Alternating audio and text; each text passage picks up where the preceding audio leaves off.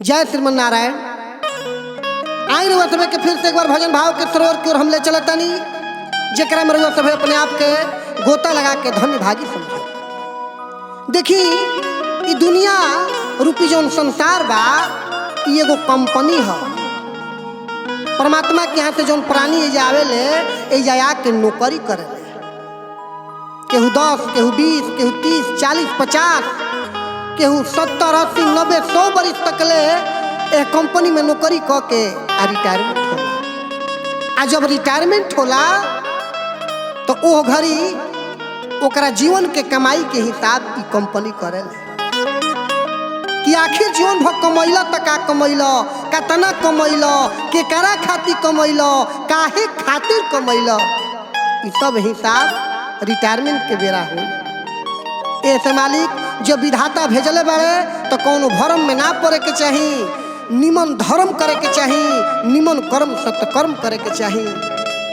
बड़ा ही सुंदर एगो साधक के भाव बा। आई भजन के भाव से सेवा दी। भेजले विधाता, भेजले विधाता, करिहनी मन करम, जनी भरम में पर बाबू। ऐसे भरम में ना पड़े के चाहिए। गीत के भाव में सुनी कितना सुंदर संदेश साधक देते हैं। भेजले विधाता, भेजले विधाता, करिह निमन करम, जनि भरम में पर बाबू। करिह निमन धर्म, जनि भरम में पर बाबू। भेजले विधाता, भेजले विधाता, करिह निमन करम, जनि भरम में पर बाबू। करिह बढ़िया धर्म, जनि भरम में पर बाबू।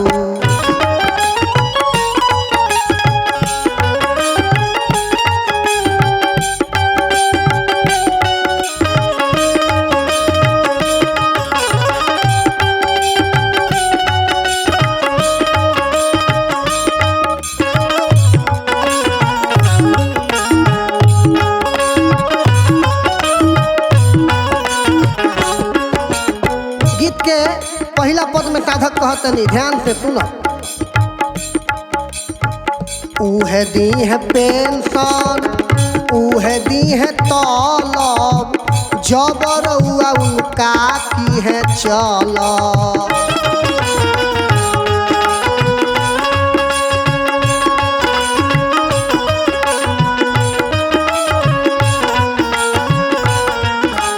ई गजब जीवन बा, गजब भगवान के बनावली कंपनी बा कि सारा चीज परमात्मा ही दी है।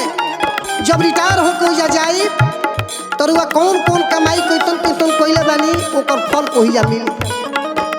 उहे तलब दी है, उहे पेंशन दी है, सब चीज उहे दी है। बाकी कब जब एहिजा तरवा जाई ओहिजा तो बा।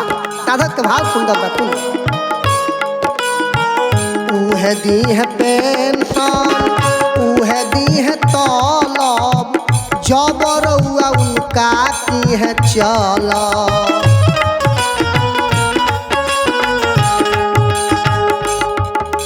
सत्य पर है तीखो,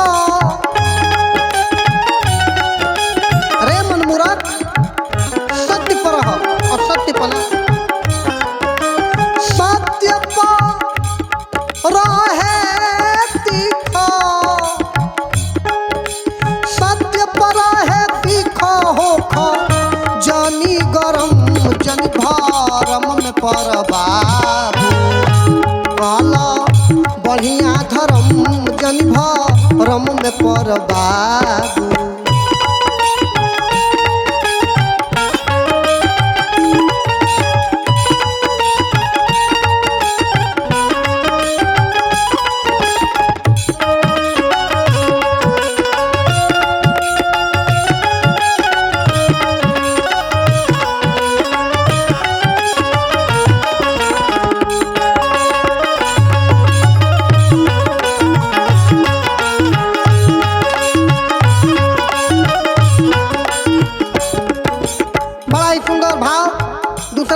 साधक कहतनी कि ई जोन कंपनी बा ए कंपनी में क दिन तक ले नौकरी करे के बा हमरा मालूम नहीं है।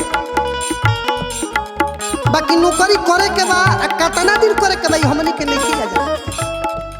जहाँ से हमनी के आइल वाली जा वो विधाता जाना तरह के हमनी के कितना दिन तक ले नौकरी ऐसे सुंदर भाव बा।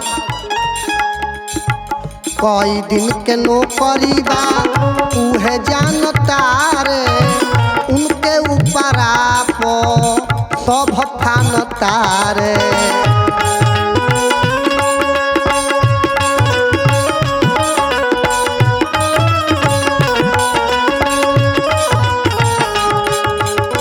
नौकरी बा कि 20 बरिस बा कि 30 बरिस बा हम नहीं जानत मारी। नारायण जी जानत रहे कि हमने की नौकरी को दिन करे के बा आ सारा लोग उनके ऊपर फानत रहे। ऐसे कवि के भाव कई दिन के नौकरी बा उहे जानता रे उनके ऊपर आप सब फानता रे।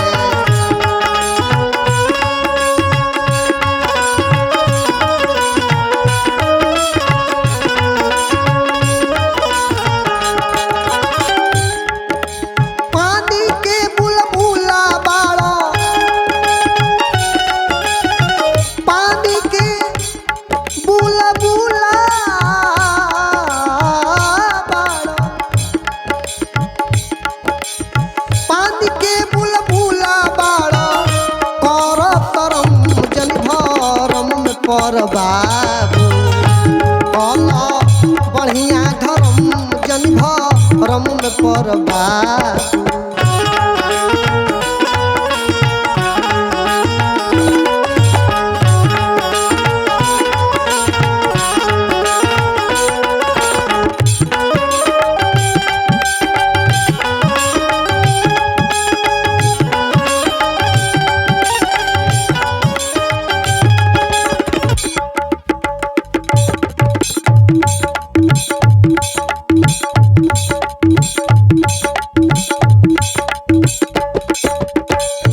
अंतिम पद में साधक कहतनी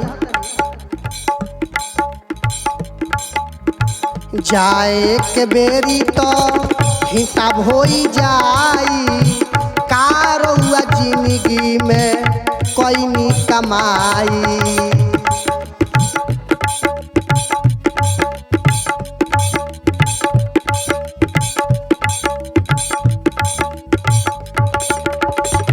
घबराए के नहीं खे ना तनिको ना राउर पाई पाई के हिसाब जहिया रुआ रिटायरमेंट होखो जो ना कंपनी से लोग रिटायर होला तो कर रिटायरमेंट मिलेगा। तो रउओ घबराई मत राउरो हिसाब होई पाई पाई के हिसाब होई रिटायरमेंट के भी कहती के भाव जाए के बेरी तो हिसाब होई जाई कारौआ जिंदगी में कोई नी कमाई।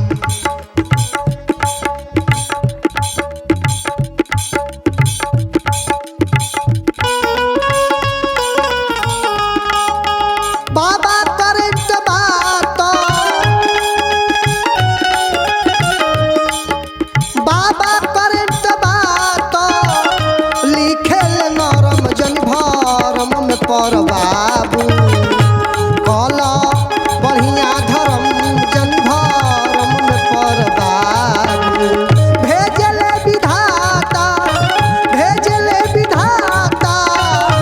करिह नीमन करम जन भरम में पर बाबू करिह नीमन धर्म जन भरम में पर बाबू।